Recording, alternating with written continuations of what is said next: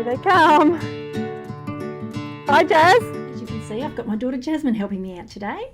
I'm Dominique Sparks from Balancing Rock Farm, and I want to give you an overview of the Composite breed of sheep. I believe the Composite sheep is the best breed for small farms when you're wanting to produce lamb for your family.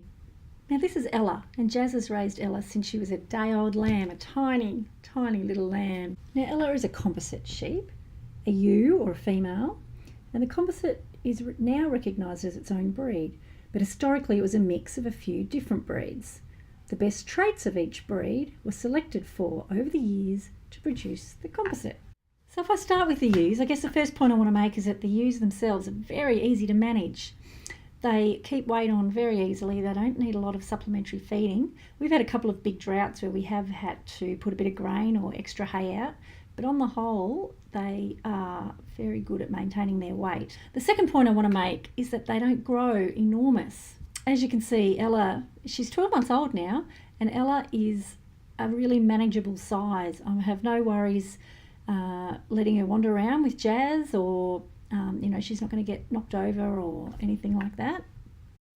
With regard to the breeding of the ewes, they generally lamb quite easily. It's not very often that we have to assist with a birth. They're also excellent milkers. They produce lots of milk, so the lambs grow quite quickly up to their desired body weight, and they are also quite prone to having twins or even triplets, and we've even had one lot of quads. So now, as I mentioned, the lambs are quite fast growing. It's usually about 6 months of age when we'll eat them, which is great that they grow so quickly because it means they don't have a lot of time to lay down a lot of body fat. Their meat to fat ratio is really good.